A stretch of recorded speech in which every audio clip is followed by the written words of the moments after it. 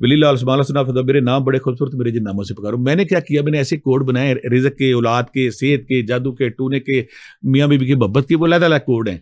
ऐसे सारे लोग जो चाहना चाहते हैं बाहर जाना है। और दूसरी बात, जो बाहर जाके वहाँ पे इमिग्रेशन के मसाइल में फंसे हुए हैं, किसी का वीज़ा नहीं लगा, इमिग्रेशन पेपर नहीं भर रहे, इससे वो बच्चे, वो लोग जो बाहर जाना चाहते हैं वहां भी अप्लाई होगा, जो बाहर जाके वहां पे इमिग्रेशन के मसाइल में फंसे हुए वो वहां भी अप्लाई होगा। अच्छा, ये वजीफा जिनके वहां पेपर नहीं बन रहा है, इमिग्रेशन नहीं हो रही, सारा कुछ हो रहा है।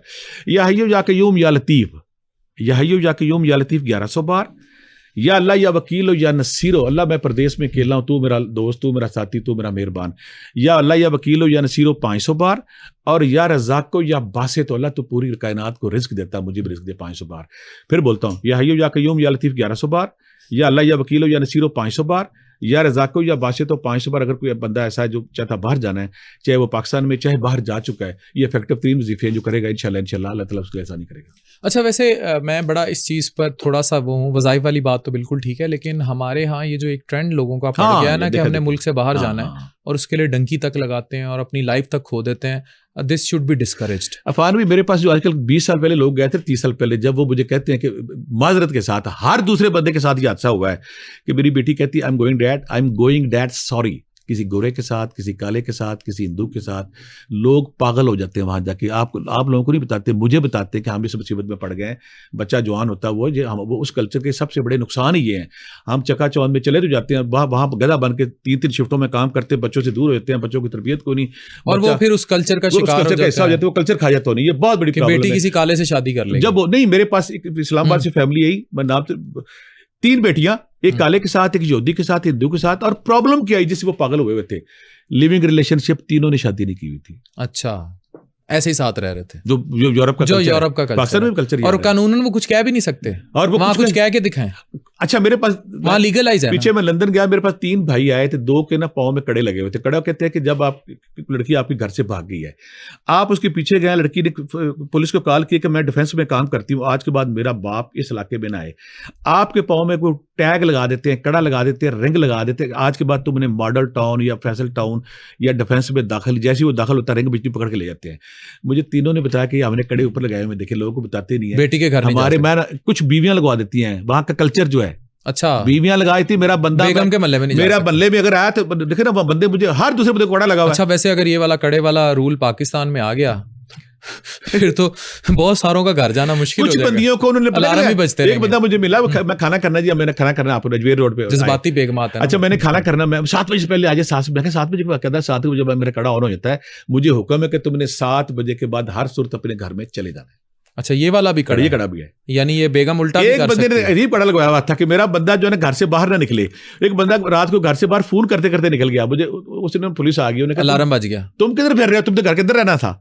ये जो टैग है, मैं से लिखा था पीछे कैदी, कड़े को कहते क्या, टैग है कोई टैग? अच्छा, वो कंप्यूटराइज है। अच्छा, कंप्यूटराइज है, और वो रिंग कर देता है, अलार्म बज जाता है। आपके नॉलेज के लिए मुझे कल बच्चे का फोन आया हुआ था, बड़े आपको नहीं बताते कि मुझे टैग लगा हुआ कि मैंने यूके से बाहर नहीं जाना। जैसे ही मैं किसी एयरपोर्ट या किसी समंदर पे जाता हूँ, वो बजना शुरू होता है। मुझे हुक्म है कि तुमने किसी एयरपोर्ट के अंदर नहीं घुसना, तुमने किसी शिप के अंदर जाना नहीं है।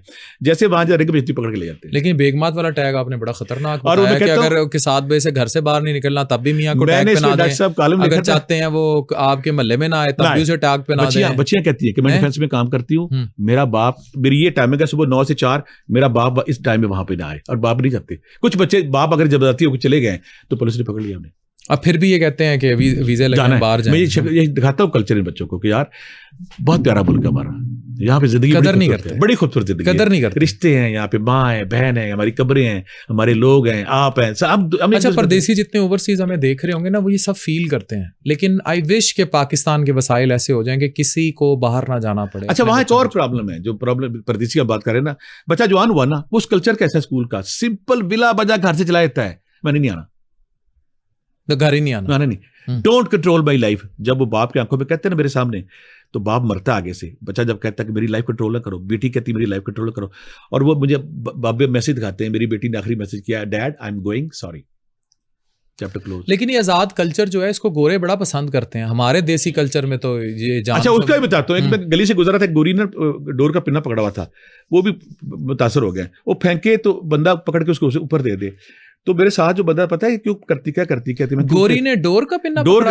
आप हैरान हो जाएंगे डोर का पिन्ना किधर हुआ डोर नहीं क्या वो जो ऊन का डोर होता है ऊन स्वेटर बनाते हैं अच्छा अच्छा उसने नीचे फेंकना तो बंदा उसको पकड़ा दे उस पर तो मेरा दोस्त आती है मैं कहता है गोरी पता है करती है इतनी तनहा है ना इसका बेटा है ना इसकी बेटी इसके पास आती है सारा दिन डोर का पिन्ने नीचे फेंकती है कोई बंदा मुझे दे इस बहाने मेरी कम्युनिकेशन हो सके उससे। अच्छा आपको पता है बाहर इस तरह के रिलेशनशिप्स के लिए बहुत सारे और फिनोमिना भी है। मैंने एक चीज पढ़ी कि वहाँ कडलिंग एक्सपर्ट मिलते हैं जो आपको आके बैठ के या रात आप वो ये नहीं है कि वो आपके साथ कुछ करेंगे वो सिर्फ आपको जफ्फी मार के लेट जाएंगे। अच्छा अगली बात आप सुन के रानवा जब वहां पे जाते हैं ना वहां पे उन्होंने पोस्ट ऑफिस में पैसे जमा कराए हुए हैं कि मेरी मामा बाबा की ये डेट ऑफ बर्थ है ये फलान का डेट है इतने फूल इतने चॉकलेट भेज देंगे बस साल के पैसे जमा करा के बाप बेटा चला गया है कि फलां डेट पे इतने फूल भेजने हैं फलां डेट पे चॉकलेट भेजनी है फलां डेट पे ये करना है। ये भी अच्छी इसको जो पेरेंट्स जो किला बूढ़े ओल्ड हाउस में बैठा है वो खुश होता है कि मेरे बेटे को साल में ख्याल आया जबकि उसे नहीं होता। हमारा यहाँ क्या कल्चर हम अपनी नानी को अपने बाप को अपनी माँ को देखे बगैर हमारी जन्नत नहीं होती। बिल्कुल ये बड़ी खूबसूरत दुनिया लेकिन हम उस कल्चर को अब पाकिस्तान में वो कल्चर अच्छा आम लोगों को अफान भी नहीं पता क्योंकि मैं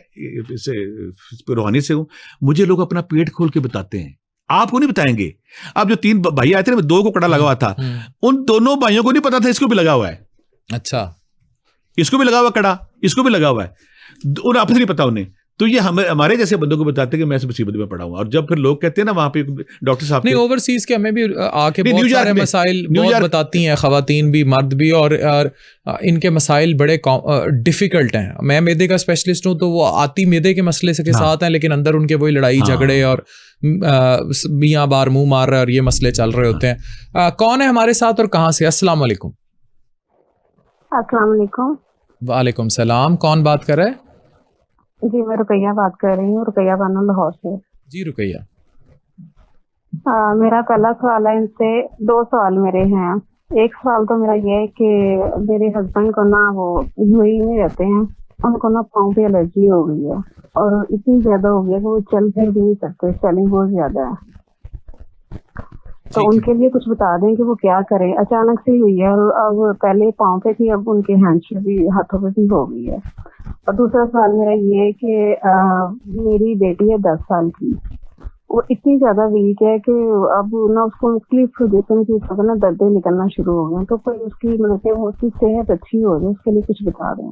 चलें थैंक यू। अच्छा ये बड़ा खवातीन का बड़ा कॉमन मसला है मेरे पास भी ले आती हैं कि बच्चा कुछ खा पी नहीं रहा। ये हर माँ कहती है। अच्छा बाज़-औक़ात बच्चे की सेहत अच्छी खासी होती है। हर माँ कहती है। मैं कहता हूँ भी हुण बच्चे नु समोसा बनाना है। हाँ, हर माँ लेकिन क्यों करती हैं? अच्छा चलें उनके लिए बता दें जिनके बच्चे पहली बात डॉक्टर को दिखाएं स्किन की एलर्जी किस लेवल की है क्या प्रॉब्लम नहीं पहले हम उस पे आते हैं जो बच्चे की बात है ना कि बच्चा बढ़ नहीं रहा या बच्चा कमजोर है या माँ कहती है इसकी आंखें उस तरह नहीं है और वीक सा बच्चा है। ऐसी सारी माएं जो कहती कि मैं मेरा बच्चा चीनी वाले पानी पिलाती रहती है सारी करती है। उन्होंने क्या करना है 5 से 10 बादाम जितना बच्चा अफोर्ड करता खा सकता है और रात को भिगो दें और साथ 2 खजूरें या 2 छुहारे भिगो दें रात को।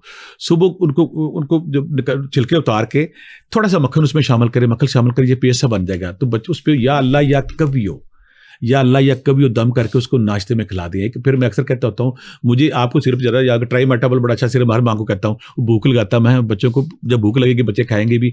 तीसरी बात है अगर ऐसी माँ कहती कि वो भूख नहीं लगती मैं होम्यो स्पेशलिस्ट हूँ मैं उस पर बताऊँगा लाइकोपोडियम 30 अगर लाइकोपोडियम 30 किसी भी होम्योपैथी स्टोर से मिल जाएगी 5 के तरह सुबह दे तो इसका लीवर तेज होता है जो आंतों की स्पीड तेज होती है भूख लगती तेज हो जाएगा। आखिरी होम्योपैथी में एक मेडिसिन है 5 साल्ट वो हड्डियां के लिए जिगर के लिए मैदे के लिए पट्ठों की मजबूती और ग्रोथ के लिए 5 मीठी गोलियां होती है किसी भी होम्योपैथी स्टोर से ले लें 4 सुबह शाम ले इंशाल्लाह ग्रोथ भी हो जाएगी ठीक भी हो जाएगी। आखिरी हर्बल नुस्खा है मुरब्बा बांस हर पंसारी से मिलता है उसकी ये खूबी अगर आप एक टुकड़ा सुबह शाम बच्चों को खिलाएं उससे ग्रोथ इनकी स्पीड से बढ़ती है।